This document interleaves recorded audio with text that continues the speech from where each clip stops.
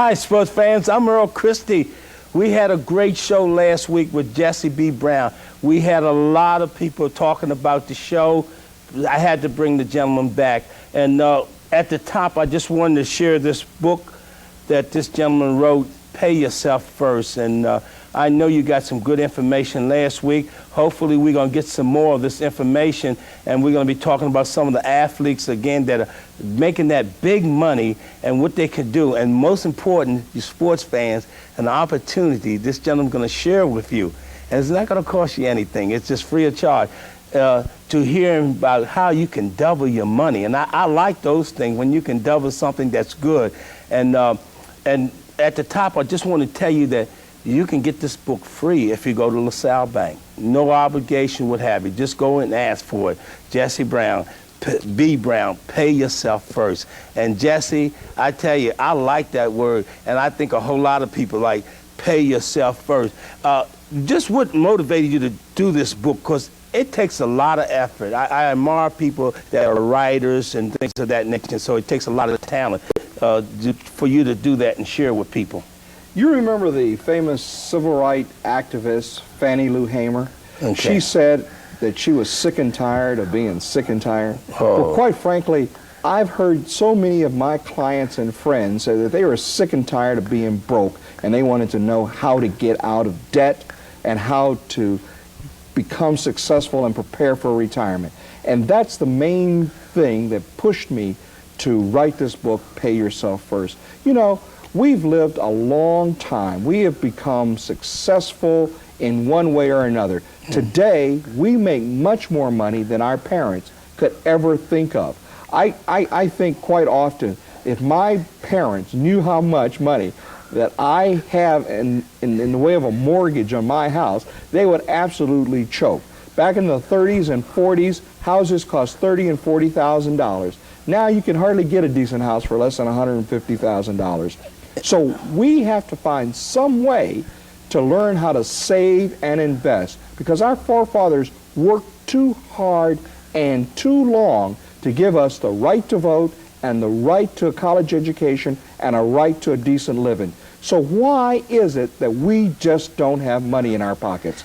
That's why I wrote the book, Pay Yourself First. But Jesse, what a great book. But the point is, like when you say mortgages on houses, but what scares me, even the taxes. How can somebody try to prepare for that, you know, to pay the taxes? I mean, after you pay the house, because your money don't go up in salary, right, if you were living on a retirement plan? No, it's called a fixed income. Okay. And when you're on a fixed income, it is fixed. It does not move. Right. And the government is telling us more and more now that the entitlement programs that were started during the Johnson administration are going to go away. In other words, they keep saying there's something wrong with Social Security, Medicare, Medicaid, all those kinds of programs. And so what they're doing is they're putting a lid on it and making it more and more important for you and I to prepare for our own retirement. Now, the only way to do that is to sacrifice. The only way to do it is to cut back, make a budget, and then to begin to save. Too many people just put money in their checking account or their savings account. Frankly, Earl, doesn't pay enough. You have to find something that is going to outpace inflation. And the way you have to go about doing that is you just can't have a straight-out checking account. You have to have a money market account. You have to become economic and financially wise. You have to clip coupons if you have to do it when you go to the store. Okay, money market account. Well, excuse me, what would that curtail? A money market account at a bank is quite simply your same checking account, but the bank asks you to put in a certain amount of money and leave that as a minimum. Usually it's about $250 or $500. Then what they do is they give you interest on the money that you have in your checking account on an average basis over an entire month. If you don't have that kind of account, then you need to ask for it at your bank. They'll gladly switch it over. You see, very few people realize that the bank is in business to lend money. So they need to know that certain amounts of money will be on deposit. Banks want to do that. Also, be sure and go to your banks if you fit into, ask them if you fit into a special program. Many banks have over 55 checking accounts. Many banks have youth checking accounts. These are accounts that give you a higher rate of return or interest on your money while you have it on deposit at the bank. Well, Jesse, how do you find out about this? Because a lot of times you don't know these things. I mean, you just don't come up with osmosis and you just learn these things. And for instance, if you were talking to an athlete like Kevin Garnett, signing and getting all that bonus money, what would you tell a person like that? And then we'll break it down to just the layman person. Well, actually, it's the same, no matter how much money you have. If it's a small amount of money or a large amount of money, you need a financial coach, Earl. Okay. You need a financial advisor. Too many people spend more time planning their summer vacation than they do planning their future and their retirement. And what I suggest is that people go into their banks, ask for the personal banker. These are people who sit just opposite of the tellers. Those people are over there and they're there to help you. One of those people happened to be an investment representative. And you might ask them about mutual funds, ask them about stocks, ask them about bonds. The people in banks and financial service institutions are there to help you. Now, all too often, especially in the African American community, the only financial advisor that would normally visit people would be the insurance salesman. Well, let me tell you something about the insurance salesman. The insurance salesman has a tremendous amount of information, but unfortunately, his main product is life insurance. Life insurance that is not handled properly will not be enough for you to leave your family as an estate. In other words, life insurance only pays off once you are dead. So if you don't have a need for life insurance to pay off bills or mortgages or other things, or even as a legacy for your children, then you need to talk about saving and investing for today. And you do that through a mutual fund or other investments, such as a certificate of deposit that you can get at a bank. I noticed some athletes at one time would take out insurance from Lloyd's of London if they break their leg. How does that work? Really? Well, let me tell you, Lloyd's of London and some of the other major insurance companies in our country do insure various things for athletes, entertainers, and the like. So if you were a star quarterback for the Jets or something like that, you would want to ensure that should something happen to you during your career, that you would be paid a certain amount of money. Now, the insurance companies can do that because what they do is they charge a large premium. You see, insurance companies are businesses, and what they want to do is they want to, through actuarial efforts, determine the likelihood of something happening to in terms of an accident or death. So that's how they work. They charge a premium based on a population, and through that population, they determine their level of risk. But quite frankly, insurance companies very seldom ever lose. So what you need to do is the same thing insurance companies do when they get their premium. When insurance companies get premiums, guess what they do? They invested in the stock market. They invested into real estate. They invested into things that grow in value. So just in case they do have to pay off a claim, guess what? They have enough money. Our people do not invest and do not save at the same rate of saving and investing of other countries in this world, and that is a flaw that needs to be fixed. Now, what about internationally? Now, when you're buying stuff, is it feasible to buy stuff internationally and try to make money off it? Is that a safe investment? Because just like stocks and bonds, there are some safe ones and there are some risky ones that you take more risk. Am I right? That's right, Earl. And let me just say something about the stock and bond market, whether it's domestically or internationally. It's all a matter of risk. What did Walter Payton say? No pain, no gain. And so if you want something that's absolutely safe, well, the first thing you could do is, a lot of people say, well, I'm kind of like talking out of school here, but some of the old people used to bury money in their backyard or put Yes. money under their mattress or something like that. Exactly. Well, let me tell you something. That is not safe. You know why? Because of inflation. If you took $100 and you put it in your mattress and you left it there for 30 years, that $100 would only buy you $7 worth of goods, right? Right. Inflation is the killer there. You must invest your money. Even though there's some risk associated with it, you have to do it to keep up with inflation. Now, the least amount of risk, obviously, is cash. Up the risk level, then there's something called certificates of deposit or treasury certificates or treasury bills, bonds, and notes. These are things that are called full faith and credit of the United States government investments. Above that become things like bonds in a particular corporation or stocks in a corporation, and for that matter, bonds in a corporation. Now, I want to share with you this chart. Yeah, this is really unique. We can get it. This is what they call the Rule of 72. Now, the Rule of 72 is simply something that the average person can use to figure out how to double their money. Now, the Rule of 72 simply says the number of years to double the original invested is equal to 72 divided by the interest rate. So, for instance, if you had an investment that only paid you 3% and you divided it into 72, that would tell you that it would take you 24 years to double your investment. That's a long time.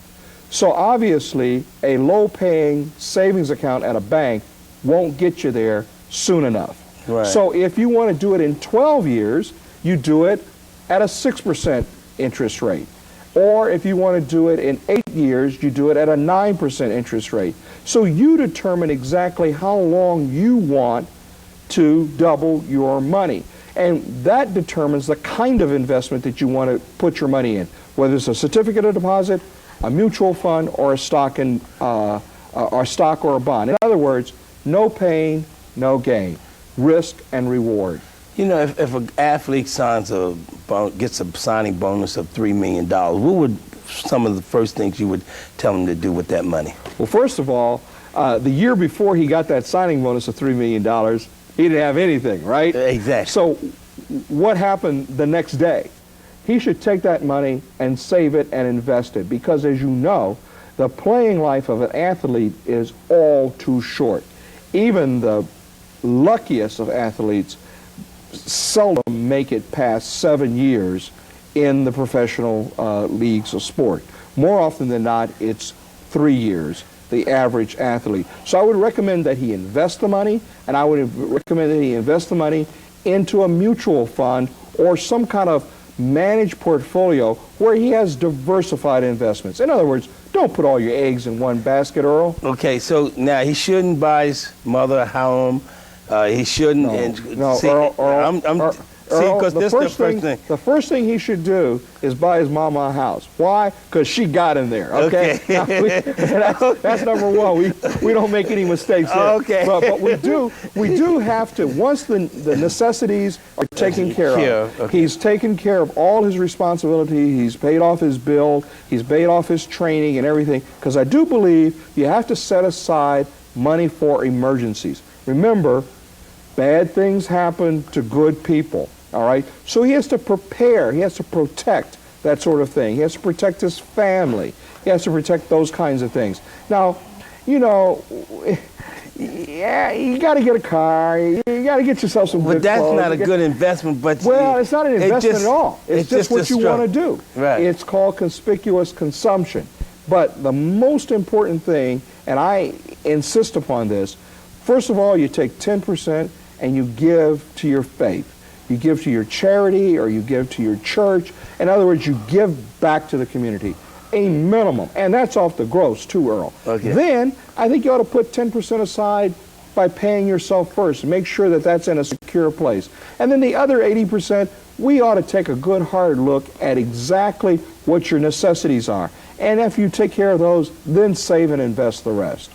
Yeah, because I know a lot of times, like Clyde Drexler, when he signed his signing bonus right away, he invested it, and now he's just playing like he only going to play let me tell 1 you year. something. Clyde Drexler is one of the best examples of all the athletes. He went on, he got his degree. That's the very first thing. Okay. He had a successful professional career. He saved and invested his money. Matter of fact, not only did he buy his mama a house down there in Houston, he bought her a restaurant. They have a tremendous barbecue restaurant See, down. I struck home when you said you're from Texas. Okay, we said that on one of the other shows, but That's right. She has a tremendous barbecue. If you're ever in Houston, go by Clyde Drexler's mother's barbecue restaurant on Wheeler Street. I've been there. It's a great place. I have to confess, I didn't realize they had tremendous barbecue places in Houston, barbecue food. It's I the mean, place. when you travel, you realize these things happen, that they have good barbecue down there. That's one of the recommendations. One of my teammates, Winston Hill from there, that's the reason why we that's talked. right. Well, Winston, I'm sure, has spent time at Clyde's mother's restaurant. But the other good thing about Clyde is he got his degree. And now that he has ended his professional basketball career, guess what? Yeah. He's a coach at the University of Houston. Now, that is a prime example that our young people should learn from. That is to say that you must get your education first. You can fall back on it. Absolutely. You guys, that's And the second yeah. thing I would say to young people is the example that I used once before. At 25 years old, if a young person would take $50 a month, just $50 a month, save and invest that money over a period of time, he would have, by age 65, $24,000. And invested in an average mutual fund at paying about 12%, that would be worth, what? $500,000. That's why it's so important. You know, if you show this next chart, this is something that I often tell people, that suppose the day you were born, your parents deposited $1,000. And let's further assume that it was invested for a modest 6% rate of return. Now, Earl, what would that turn into? If that investment was untouched until you turned age 65, that $1,000 would be $44,000 without ever having added another penny. Yeah, what we if your mother had done that? Oh, good night. I would just been thanking her now. I mean, it's but it's true, we have though. a chance now. Yeah, we have a chance to do this. Yeah. Young people today are getting these good jobs. I mean, the average job of a college graduate today is well into $30,000. It is absolutely no reason why people can't begin a savings and investment And then, program. especially when you're together, if you're married, then you really Oh, make it. yes, you can, you know, it's cheaper if you put your Combine money it. together and combine efforts. Now, on this next chart, just take a minute and show that, Earl. I'm here to tell you, it's important that you start early. So even if you're 40 years old now, and you still have 5 or 10 years before you retire, you can see, even at a $50 investment on a monthly basis, at an 8% rate of return, 10 years out, that $50 is going to turn into $9,000. Now, most of us have jobs that we can find ourselves in a position where we can put away as much as $200. And that $200 can turn into almost, I might say, $67,000 given 15-year time to invest. Earl, we just cannot depend on the government and welfare systems to protect us. We have to pull ourselves up by our own bootstraps and save and invest. We have salaries. We can do it. Yeah, because I'm glad you mentioned a couple of these things, because we had mentioned on the show before. You can't hear enough about this, you know, how you go about saving. And like you said, the point that I really like is that you said that you don't have to make a big salary like some of the athletes are making in order to prepare yourself for the future. And that's the key, and start at a young age. And like you said, you can get information and call, read, and things of that nature. Yes, you know, matter of fact, the World Wide Web, the internet, is just full of information on saving and investing. And as you said, you can pick up books. You can pick up my book at one of the local LaSalle banks, or you can do anything. You know, we can read. You have to participate. You know, a lot of people look at the stock pages in the back of the newspaper, and they just gloss right over them. You know, it's that section of the newspaper just before the sports section. Now, it's important that people realize that this is important information. It talks about interest rates. Now, you asked me earlier today about mortgages and bankruptcy. Right. Do you know if someone files bankruptcy, that information stays on their record for 7 to 10 years? Okay. And that can affect their ability to get jobs or to get credit cards or to even buy a house. That's why it's so important that people do not find themselves in a financial bind. They must begin to save and invest early. Do you find that people are spending more than what they're making? Well, you know, we live in a society now where conspicuous consumption is such that everybody wants to keep up with the Joneses. You know, they see people like you, Earl, successful former athletes. They look at the kind of clothes you have and the cars you drive, and they want to do that. They don't realize that there's a process. You know, you didn't just up and do that. You had to crawl before you walk. Now people watch television, and they think every time they see something good, that they have to have it right now. So what they do is they use their credit cards. And credit cards is one of the worst inventions that's ever been made. Not for women. They won't say that. Watch out now. Watch out now. I'll give my show. Yeah, you want the show next week. You better change that conversation. Right, yeah. No, they love the credit cards. I know. I think guys love it too. Well, you know, credit cards are a good thing. And it's not just women. I think men are a great misuser of these cards, not realizing that many times it's their families that they have to look out for. Right. Too many people must realize that when you take on the responsibility of a family, you're taking on the responsibility of at least 2 or 3 other people's lives, and you need to budget. So when you use things and you spend money on credit cards, you have to treat a credit card like a checking account. You can't abuse a credit card. I think there ought to be a credit card anonymous, just like there's an alcoholic anonymous or something like that. I think people have got to learn how to manage their money and their savings and investing. Now, the most important thing, I think, is what we have to know in terms of the economy, and that's why I think people should become more aware of where interest rates are and where savings and investment opportunities lie. Okay, we want to talk about a couple athletes like Kareem. He had to play the last few years in order to really come out with some profit from his playing days.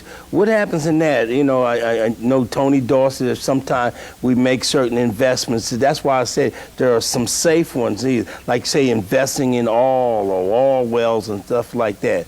Well, you know, I think you have to be very careful about speculative investments. Okay. Now, a lot of people that I know think that real estate is a good investment.